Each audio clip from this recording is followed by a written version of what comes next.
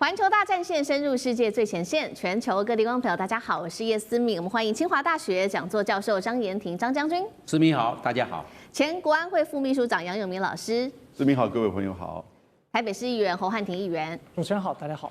好，今天節目一開始，我們特別帶觀眾朋友來關心到這一場中日的爭議，要來關心到的是日本現在確定它的9兆的軍費了。那麼這個9兆軍費這麼高，史上最高的金額，到底是對準誰呢？今天也會來關心到的是飛彈、無人機也是齊發的這些武器下能夠擋住來自於中國超高音速的殺器嗎？今天另外也會關心有關於琉球復國是否引起全國的怒火呢？今天就這些議題會一起做關心。好，我們趕快來看到的是高市早苗今年這個11月初的時候，不是拋出了一個台灣有事論嗎？確實一直導致這個中日關係持續的不斷的升高。美國總統到現在川普啊都沒有發出什麼樣的聲音做太多的表態，所以呢，高市這個時候自己開始想辦法了，是不是坐立難安了呢？所以高市他已經表態，希望呢趕快去會見川普總統。最新確實呢，日本政府是內部已經開始做調整了，說明年最快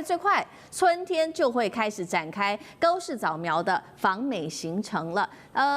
另外呢，在對美國示好的同時，是不是高市早苗這時候對中國大陸的態度上也開始稍稍有一些軟化的跡象呢？我們來看到他怎麼說。在最新的一場記者會上面，高市早苗是這樣說的：中國大陸是重要的鄰國，但是呢，確實現在中日之間存在安全的疑慮，因此他接下來會從各個層面來向中方說明。看似在這個政治上面好像稍微降溫了，但是今天觀眾朋友，我們要帶您看到2項可以從這個軍事上面看到，是否日本還是刻意要升溫對於中日之間的關係。首先，我們要來看到日本軍方最新這個是小泉進次郎，他突然在他的社群平台上面丢出了一張照片。那這一張照片其實就是一個手套，導播我們可以 cue 一下這個手套。這個手套呢，其實是這個前 F-15的戰鬥機的這個他的飛行員，那麼他同時也是現任統合幕僚長的手套。上面我們可以看到有寫4個字，上面寫的是冷靜跟嚴格。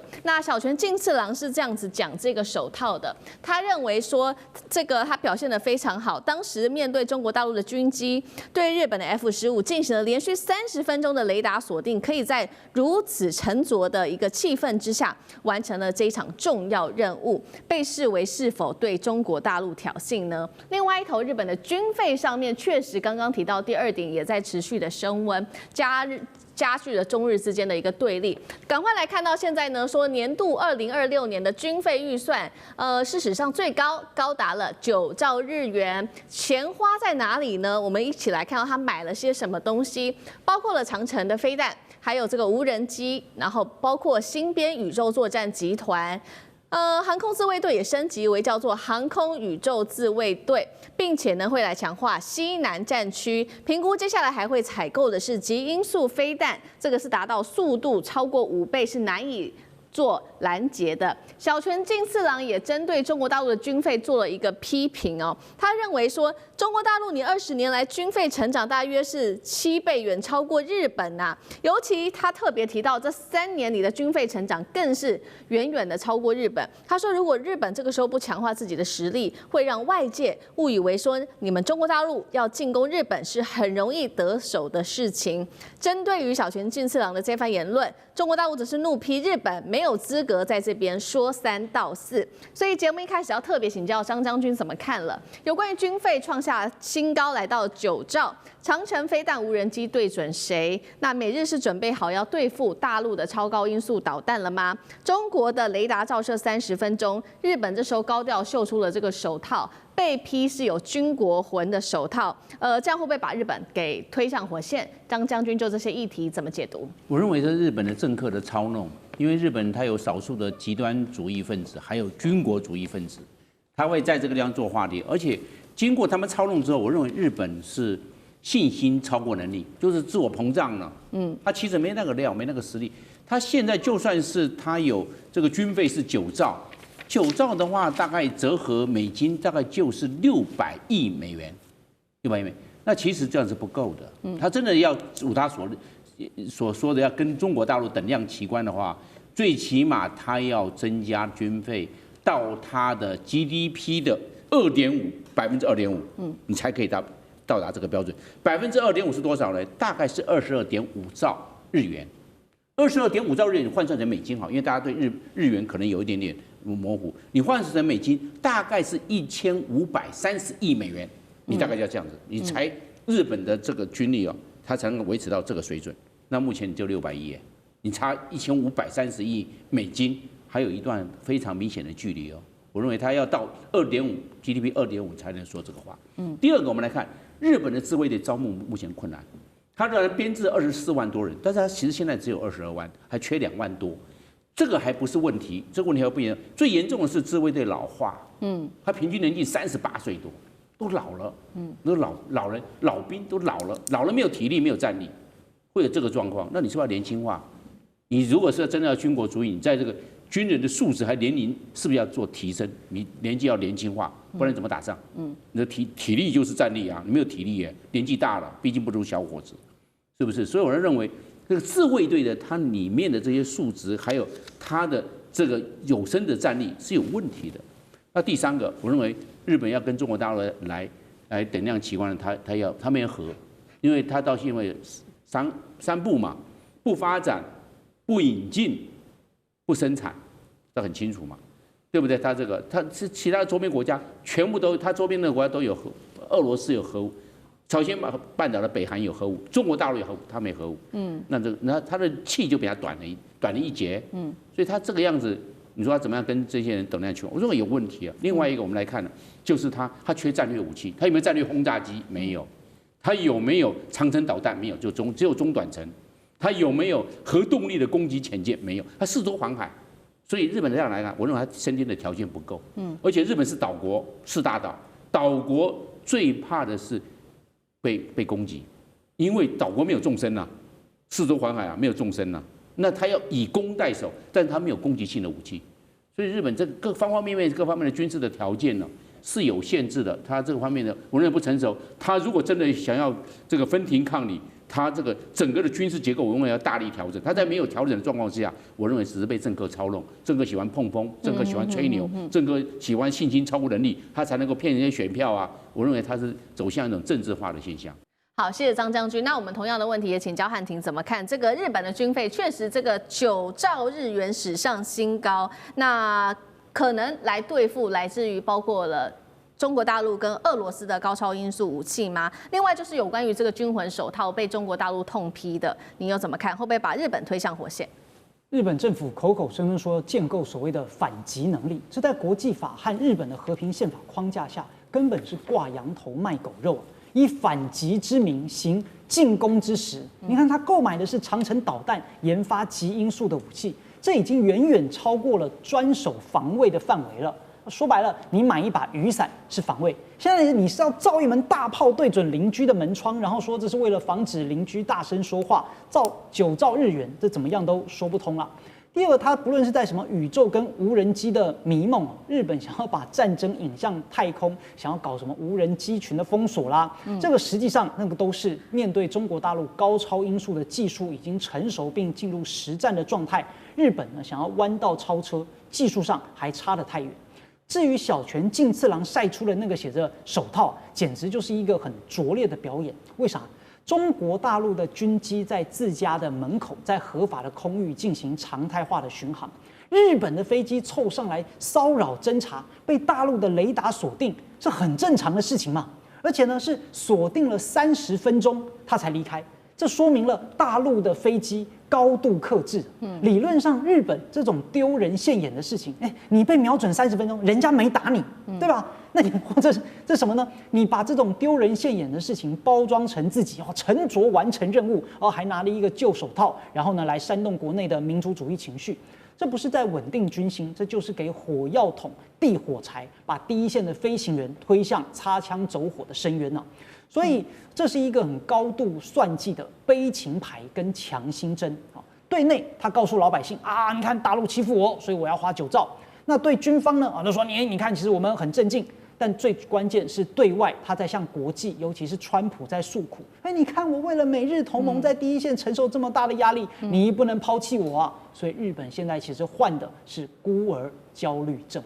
好，謝謝漢庭。我們看到9兆日元這個史上新高的軍費，到底能不能真的實際到加強日本的整體的軍事結構，這個都要持續的來做關注。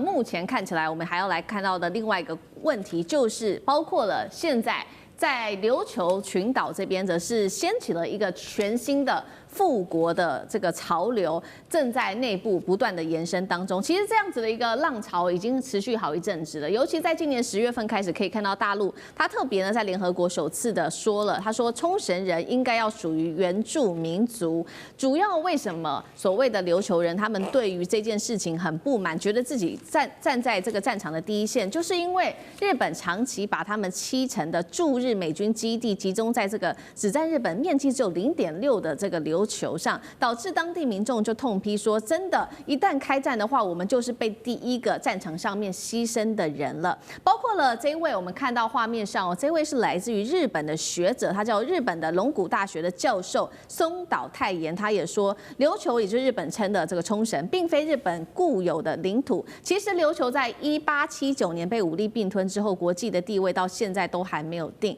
所以呢，他也特別指說，琉球跟大陸的關係其實是比較長的，雙方有長達500年以上的關係，是遠遠超過日本當時統治的146年的。所以他更是建議說，中國大陸你其實有責任去支持琉球來擺脫日美體制，走向復國。針對這樣子的言論，楊老師怎麼看？琉球的問題，我想大家都知道哈，本來是一個獨立的王國，幾百年的時間。但是到了19世紀中葉的時候呢，日本的江戶政府就開始在攔止它。那有所謂的第一次琉球處分、第二次琉球處分，從日本的角度，到後來呢，1879年正式佔領琉球36島，而那個同時之後呢，就開始對釣魚島、釣魚台列嶼，進行就是併吞。那琉球，所以1879年，各位想想看，在大概1894年、95年的時候就發生甲午戰爭，所以這是一個延續性日本軍國主義擴張的動作。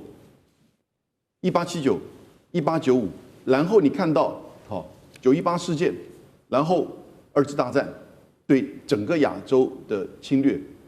那因此在戰後的開羅宣言當中啊，其實我覺得是一個失誤。沒有提到琉球的歸屬跟獨立。當時是談到了這個韓半島，談朝鮮半島，談到了台灣啊，以及亞洲的一些情況。但是呢，琉球就已經變成當時關鍵是美國戰後想要在琉球駐軍。可是美國在最後的戰爭中的末期的時候，1945年應該是4月到6月的一段期間呢，打了一場叫做琉球戰爭。或者是叫沖繩戰爭，非常有名。在這個戰爭當中呢，日本方面軍方大概死亡8萬人，10萬人；美國方面死亡8萬人。日本在就琉球當地的居民起碼超過10萬到15萬，這些數字都不確定。到現在日本的部分的教科書當中仍然有這一段，也就是這麼慘烈的情況之下，後來美國決定要對廣島、長崎丟原子彈。而當時琉球最後甚至有一些當地人被日本的軍隊迫害，要求要集體的自殺。這種說法其實一直在歷史上存在的。所以戰後一直到1972年，美國佔領的琉球部屬的軍隊才把整個琉球的行政權歸還，叫沖繩歸還。可是呢，你到現在為止，你看到整個這個琉球上面占有的美軍呢，大概是70%的美軍在日本的軍隊都在琉球。對，你如果把那個相關的那霸市啊那個地圖拿出來看的話，它那個民間的區域居住的是分散的，都集中是大部分被美軍的基地給占領。那中間過程當中，當然發生了很多跟當地人的衝突啊，甚至一些這種就是軍人對待女性的一些迫害的問題。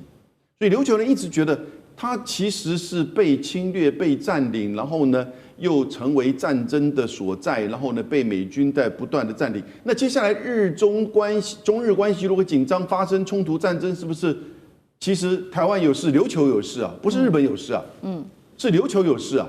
所以他們覺得又會一個戰爭。所以這個時候呢，中國大陸就覺得說，這個時候應該把琉球的議題給公開討論。不過我們也看到，日本方面也在動員呢，像這兩天，沖繩縣一個叫做豐見城市，豐田的豐，見到的見，那他的市議會就通過一個決議說，我們是屬於日本的領土，我們是日本人，這樣子的決議。這就表示說，其實這就有爭議了，對不对？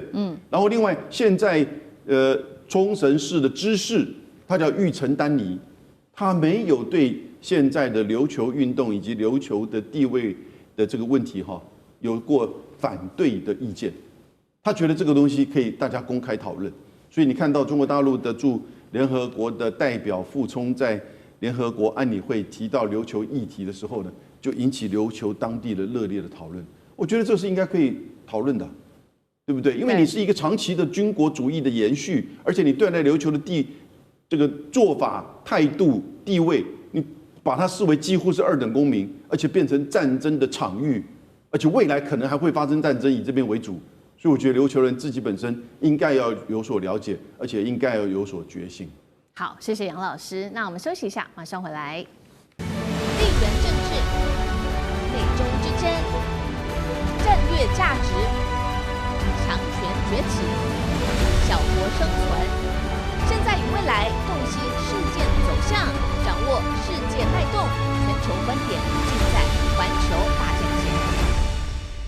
中美之間的這一場軍事之爭，我們特別要來關心到的是6代機，尤其是大陸的6代機這個殲36 2號機，這一次大改款，被視為是一個急速的進化，力拼2031年要成軍。那麼中國的6代機能不能橫甩美國4年以上呢？今天就這些議題，我們會一起的來做關心。這個是最新消息，美軍這一次恐怕真的是要緊張了，因為呢，大陸的第2架它的殲36原型機最新的影像再度的曝光了。大家看到說，上面這一次不再只是一個小修小改而已，而是一個比較具有結構等級的大改款。所以被外媒這樣子做評論，他認為是明顯的，它的進度遠遠的超出預期了。今天有3個關鍵他們大升級的點，帶觀眾朋友來看到。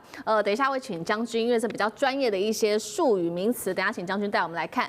升級的地方包括它的進氣道，這是第一個。第2個事情是它的發動機的噴管也是大升級了，它可以在高空低速失速的狀態下維持它的機動的優勢。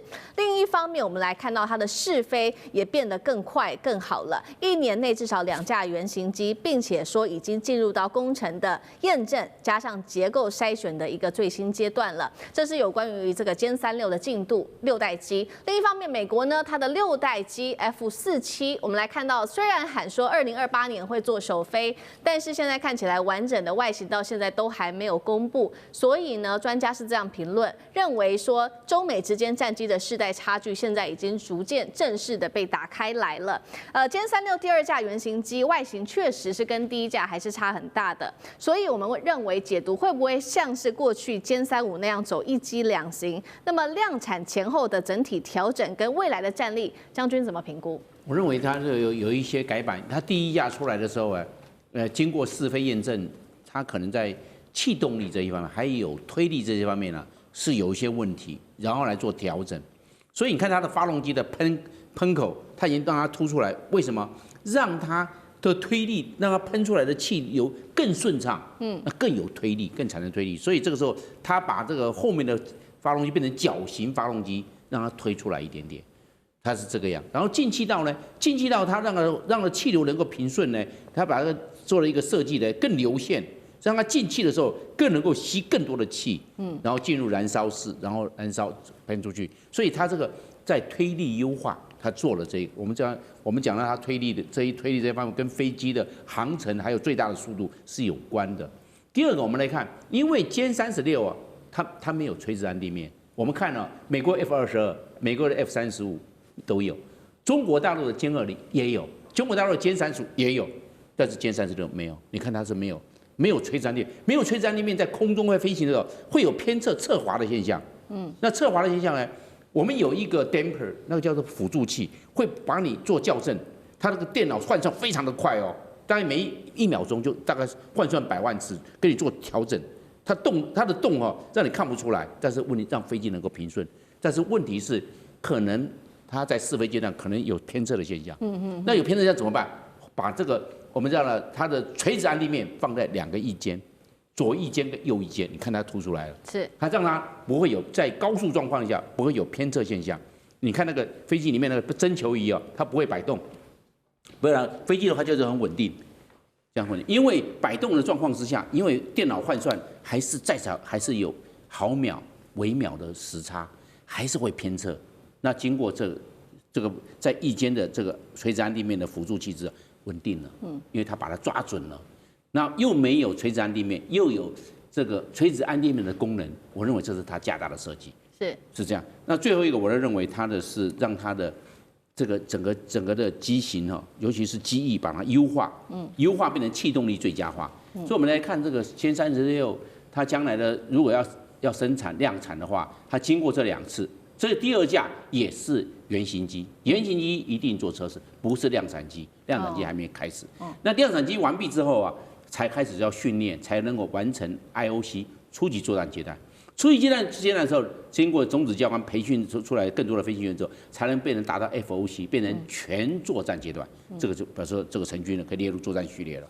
所以它這有這個等次。那現在的只進入這個第2架的我們講的測試的原型機，量產機還沒有開始。所以中國大陸它是穩紮穩打，它不要冒進，它穩紮。那我認為殲36這個大量推出來之後，可能就要關掉殲11B。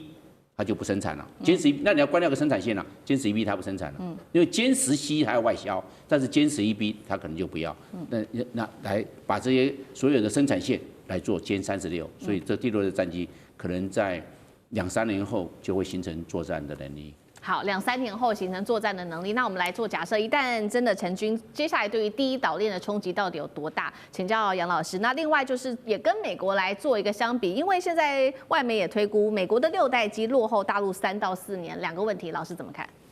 美國人自己推測2028年6代機可以這個成型量產，現在看起來是倒過來，是中國大陸的2款6代機，說不定在28年能夠量產。美國到目前為止，它的6代機還真的連樓梯響都還沒有聽見。我們看到原先的設計圖推動了一陣子之後，又打掉重來。不過，川普還是堅持要做 F-47，因為他是第47任總統。可是兩邊的6代機的相比較，我覺得這還要時間去驗證。那但是呢，美國的6代機很顯然到目前為止，它沒有跟別的國家的合作，所以到後來它如果要出售，或者是跟別的國家的合作，看起來不是這個方向。因此，它做好之後，你現在如果講到第1島鏈，它會不會賣給日本、賣給韓國，像 F-35或 F-35B 一樣？我覺得這是一個大的問題。而日本、韓國願不願意去買這個美國拖延了這麼久而成效有限的6代機，那去跟誰打？我覺得日本、韓國可能也不這麼願意。可是，在中國大陸這邊，你看到整個從5代機、6代機在這個區域戰區的數量上，以及作戰的這個效能上，就很清楚。像上次日本的防衛大臣小泉進次郎凌晨2點鐘開記者會，大家不知道是怎麼回事原來是雷達照射。那是呢，殲15跟 F-15這2款機就差別很大了。那殲15這個 F-15小泉，我們剛才看到。就是主持人拿那個手套，他大概只能拿那個手套，看着手套說要冷靜，要冷靜，不然我會被打。他其實是非常不冷靜的。那手套大概都撕了。所以呢，你這個飛機的差別就代表着你這個戰爭的勝負嘛。你現代的武器、現代的軍事就是如此。如果中國大陸在有6代機，2款6代機如果都能夠量產，而去支援在這個區域的5代機跟這個4代機、4.5代機的這個作戰的時候呢？那對於區域的拒止能力更會加強，以及在區域的制空能力上絕對會主導。而美國這個時候呢，6代機可能還在工廠裡面設計，還是在製造之中，不知道。好，另外一方面，我們也持續來看到這個，我們剛剛比的是戰機嘛，那我們現在也不只是比說這個戰機的性能跟它的設計，也來比整體的這個工業體系。今天關心的2個公司，第一個是沈飛，第2個是成飛也動起來。沈飛，我們先來看到最新消息，2022年他們打造的這個航天城的部分之外，2024年他們更是正式的進軍在低空經濟。那陳飛呢？陳飛則是一天徵地200多畝，說要打造空天裝配基地，做戰機也要做銜接航天、貨運航天、飛機的浩龍計劃。漢庭怎麼看接下來對於殲36多大的這個研發跟量產的優勢？美軍還在畫大餅，中國已經試新機，6代戰機誰爭鋒？東方巨龍已騰雲。那到底大陸強不強？我們要聽美國人怎麼講。好，那當然了，美方他可能會刻意的放大啊，來凸顯美國自己要更加的努力。美國空軍作戰司令部前司令馬克·凱利將軍，還有空軍部長弗蘭克·肯德爾，多次在聽證會和內部報告當中都說，美軍現在落後中國大陸，而且有3個扎心的現象。第一呢是進度恐慌，因為大陸已經先做出來了，我們的還在研究階段。大陸在第6代的戰機研發上按部就班，甚至在某些子系統的迭代超過了美國。所以美軍內部報告警告，如果呢下一代的航空權項目再因為經費而延遲，2030年天空的主人就姓鍾而不姓美了。而第2個是成本的恐慌，因為在美軍制造這第6代戰機單價就要3億美元，哇，這是在打造黃金吧？那中國大陸呢？雖然價格沒有公布，但可想而知，經由工業化跟體系化的量產，一定成本是比美國還要來得更加的低廉。我們都知道，中國大陸最大的優勢，就不論發明什麼東西，最後都有機會變成白菜價。那再來第3個是技術迷航。就當美國還在搞優化，中國大陸已經在搞重構了。美國的空軍參謀他說要暫時暫停，並且重新評估 NGAD 次世代制空權的項目。為什麼？因為他們發現，本來美國自己研究啊，他們想象的6代機長什麼樣，結果發現呢，中國大陸想的六代機，而且呢發明出來的東西比他們想的更好。這個表示大陸在6代機的制定標準上搶占了話語權。而且呢，提到了陳飛跟沈飛的大動作，這才是讓美國人更害怕的地方，代表中國大陸軍工已經進入了完整的體系化跟集群化的戰鬥模式。首先，空天一體，陳飛呢要搞航天城，不僅是做戰機啊，連貨運太空梭浩龍都一起做。這表示未來的殲36可能不只在平流層飛，它隨時可以跟外太空的衛星、軌道器進行降維連線。甚至呢，產能啊，我們說幾百畝地砸下去，這個不是為了種菜，這是為了要自動化的裝配線。所以美國現在造一架飛機，感覺像是在繡花，慢工出細活啊，因為它確實慢。但是中國大陸未來造飛機，就很可能呢是在印鈔票，一旦成型，就是鋪天蓋地的數量優勢。所以大餅畫得再圓，也飛不上藍天；PPT 做得再美，也擋不住殲36的閃電。好，謝謝漢庭。那我們休息一下，馬上回來。地緣政治、內中之爭、戰略價值、強權崛起、小國生存，現在與未來洞悉事件走向，掌握世界脈動，全球觀點盡在環球大戰線。好，持續趕快來看到是泰檢的衝突激戰失控升溫，這一回終於是中國大陸要出手了，因為看到川普到目前為止他的調停都是無效的，習近平接下來派的特使磋商和平能不能真的降臨，今天會一起的來做關心。這一場衝突其實我們關注非常久了，到現在已經正式進入到超過10天了。本來是在邊境地區這邊的這一場大衝突，現在延燒啊，不斷的燒到柬埔寨整體的經濟重鎮去了。尤其特別關注在18號這一天，它的轟炸是特別強大的。泰國它出動它的空軍 F-16，向柬埔寨的賭場重鎮波貝這個地方投擲了2枚炸彈，結果造成了市區的建築物全毀哦。轟炸的地方可以看到都是這一些大型的建築物，包括這當中有大型的詐騙集團的營運中心，同時它也是柬埔寨軍方很重要武器的這個儲存設施。那麼戰爭到現在，其實呢已經造成非常多的損傷。泰國有21人死亡，柬埔寨17人。現在目前為止，超過80萬人家庭是流離失所，是沒有地方可以去的，他們都被迫疏散。這時候，泰國總理阿努廷也出來說話了。他針對於轟炸這個柬埔寨的這一些詐騙的地方，他是這樣說的：他說，柬埔寨的境內賭場不在泰國司法管轄範圍內，沒有錯，但是如果說相關場所被用作詐騙掩護，泰國方面是有必要去加以處理的。好，所以節目一開始我們要來特別請教楊老師怎麼看這一場泰檢的衝突。一開始好像是邊界衝突，現在已經打擊到柬埔寨邊境的這一些詐騙集團了。這是泰國軍方其實最重要的目標嗎？把這一場戰爭現在正式的可以叫做打詐戰爭嗎？老師怎麼看？泰國跟柬埔寨的戰爭剛開始的時候是邊境領土衝突，或者是說神廟主權衝突。那現在變成一個打詐騙集團的這個戰爭呢？我覺得這個發展的過程其實跟泰國的內部的政治密切相關。因為阿努廷在9月份上來的時候，他就答應人民黨，就是在4個月之內他要解散國會進行改選。他在11號的時候宣布了解散國會，所以預計在明年的1月中到2月中的時候呢，會進行泰國的大選。人民黨希望能夠用選舉的方式回來真正的執政。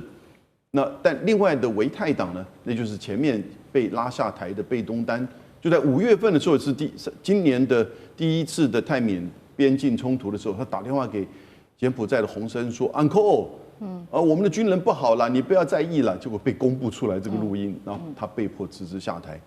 所以我是覺得，因為現在要改選，所以呢，邊境的衝突再起，作為他們各個政党以及和保守派人士以及和軍方之間的一個連結，這個時候沒有人敢去說啊，不要打，停下來，然後呢，我們好好的談。因為要選舉了，哪個政黨敢這個時候這麼做？可是當川普打電話來的時候，這個沒有辦法接受，因為才戰爭剛打起來，我們要支撐我們的打到至少選舉之前這個情況啊。所以呢，他就找到新目標了，打詐騙集团。有沒有合理性？有。有沒有合法性？也可以拉牽過來。那大家媒體支不支持？全力支持。不管是在國際上，在亞洲，連在泰國內部受到柬埔寨的這些詐騙集團的這些受害的人都不少。所以這個事情現在變成是得到各方面支持。可是戰爭再打下去，還是會有擴大的可能性，以及造成已經相當多人的傷亡以及一些這個流離失所的人民。所以我覺得他大概在這個打詐集團可能幾天之後，現在中國大陸開始在做調停了，就剛好也許有一個下台階。所以因此這一次的這個戰爭，我覺得可能會在未來的1個禮拜之內會有所調整。那當然不排除下一次的戰爭，他就剛開始可能先就以打詐來開始吧。如果你敢再繼續的柬埔寨擴大戰爭、擴大詐騙的話，他可能下一步就是這個問題。那因為泰柬之間的軍力相差這麼大，對，就基本上是泰國不斷的在教訓柬埔寨，可是柬埔寨呢也就一直在抗拒的。对，所以呢要等待大國來介入協調。川普已經影響力不在，但中國的影響力如何呢？我們很快就會知道。好，等一下我們會來持續看到那中國大陸介入調停到底有沒有效，但是我們也持續關心說泰國這一次其實做了這個攻擊，也被視為是一個叫做搶救觀光經濟的一個生死戰，他寧可冒着這樣的風險也要打這個觀光保衛戰，就是因為泰國真的非常的不滿柬埔寨，因為它是少數呢這個免簽跟這個落地簽的國家都可以全免的泰國，那它其實每年有非常多的外國旅客進來，但是进來之後他們發現到一件事情，就是很多的詐騙集團會把這些受害者從泰國的邊境轉到柬埔寨跟緬甸的詐騙園區去。那對於柬埔寨來說，確實詐騙對他來說非常的重要，因為佔他 GDP 達到40%都是來自賭博跟詐騙。全國超過50個電詐園區，吸收超過10萬人，大部分都還是這一些外籍的受害者。這也間接導致泰國的形象被反噬。光是2025年做了一個統計泰國的觀光客人數年減幅4.66%，但是我們看到中國觀光客的這個觀光已經暴跌了34%，所以他怎麼樣都一定要打到底嗎？尤其我們知道柬埔寨它背後這個詐騙集團有政府高層做支持，它真的能夠徹底摧毀這一些詐騙集團嗎？張將軍怎麼看？我認為這個泰國派F-16戰機這個出境啊，就是跨境轟炸。我認為他雖然講的是對這個電詐、對這些詐騙園區啊來實施轟炸，其實他是為了教訓柬埔寨，他是為了報復，而不是真正的是要去打詐。而打詐的話，不要說是柬埔寨，在泰國跟緬甸那個愛莫河那個 KK 園區，那個才是最大的電詐集團在緬甸呢，為什麼不去炸？就在你泰國邊境啊，西邊，泰國的西邊是緬甸啊，為什麼不去炸那邊？你要去炸柬埔寨，以打詐之名啊，轟炸柬埔寨就是報復，就是教訓就對了。就這很簡單嘛，對不對？他說如果要炸到醫院，要去醫院有恐怖分子炸醫院嘛，都是這個樣，這就是理由。真正的是要打仗是騙人的，那在炸緬甸啊，那克倫邦那個邦啊，就在克倫邦在哪裡？就在緬甸跟泰國的邊界西邊呢、啊。那為什麼不去炸那個大轟炸 KK 園區？KK 園區的電詐集團可大的嘞。所以我倒認為他是為了教訓，為了報復。那我們來看，那這樣子打詐是會有效果嗎？不會有效果。為什麼呢？我們知道詐騙集團呢，它很精的、啊，官商勾結，已經變成共犯結構了。你以為柬埔寨不喜歡那個對那個詐騙集團喜歡嗎？問題是他們已經在一起了嘛，融在一起，掛在一起了。這種共犯結構你怎麼樣去消除？很難，因為他要靠他吃飯，他要靠他保護。那個交保護費，一個有飯吃，那不是兩個剛好？那柬埔寨的這個生活很差，國民所得才2000多塊美元一年，對不對？泰國也好不到哪裡，泰國一年每一個人的 GDP 每一個人是7000塊美元，都不是很好了。那這詐騙集團就要橫行了。第二個，他們會機動，你知道吧？跑來跑去的，不是呆呆的在那個地方跟你來轟炸。詐騙集團早就跑了，精得很，他都要詐騙別人，他自己當然腦筋很靈光啊。當然可以啊。第三個我們可以知道，他們這個電詐集團的為什麼總是抓不到？他會化整為零。他根本不在了，人去樓空。為什麼？早就有通風報信啊，結果一去的時候，這個人去樓空，一個人都不在了。電詐集團想要取締他，我跟你講，他是好像有狡兔三窟一樣，這又共犯結構，又有機動作戰跑來跑去，又有化整為零，所以這些方面呢，我跟你防不勝防，而且尤其在落後的地區，那是沒有辦法一掃而盡的。好，那這場衝突到底會延燒到什麼時候呢？因為我們剛剛也說了嘛，這個川普2度的介入調停都沒有用。第一次是在今年10月的時候，大家還記得嗎？10月的時候，他在東協峰會上促成了這個泰柬之間簽了和平協議，就看起來是完全無效，還不是打了起來。所以呢，這一次也就是在前幾天的時候，他打了這通電話調停，同樣是沒有用的。那現在也看起來，這個泰國還酸川普說，我們泰國難道要聽其他人的話嗎？那如果是中國介入，到底有沒有效呢？因為18號王毅就跟這個泰柬2國的外長通話了，不斷在這當中居中協調，能不能達成停火？漢庭又怎麼看？泰軍空襲呢，基本上是一個內病外治的政治秀。為什麼突然升級？是因為跟泰國政府內部的合法性焦慮有關。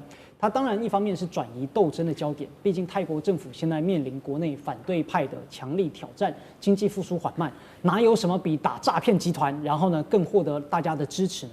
同時也是在爭奪軍事的主導權。泰國總統阿努廷和軍方背景的勢力，需要透過一場勝利來證明，我們不聽美國了，我們有能力來保護自己的主權。那再來啊，這也是一種政治正當性的投名狀，因為民怨最深的就是旅遊業的下滑和電詐的猖獗，所以炸了波貝的賭場不僅是軍事行動，更是一場華麗的政治公關秀。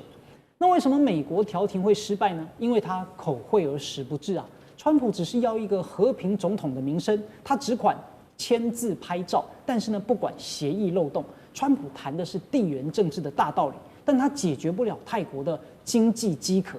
他不在乎泰國的觀光損失，他也不在乎柬埔寨的非法經濟。所以美國給不了泰國暴增的遊客，他也切斷不了電詐的利益鏈。對美國來說，東南亞只要你不倒向中國大陸啊，你們打個頭破血流，他正好還可以賣武器，這叫拉偏架，看笑話。所以泰國政府呢，就是為了國內的政治，隨時都可以切斷美國的這個協議。可是呢，中國大陸的調停反而是直擊命門。王毅直接說了“重建互信，及時止損”8個字，背後是有重金來支撐的，是啥？就是錢吶，對吧？因為對泰國來說，中國確實是最大的遊客來源。只要中國大陸也幫忙打擊電詐，恢復旅遊信心，那泰國政府的國內政治壓力瞬間就會減輕，不需要再靠打仗來轉移焦點。而對柬埔寨來說呢，大陸也是很大的投資方，柬埔寨的經濟轉型也離不開大陸的技術跟資金，所以大陸出手談的是利益分配跟發展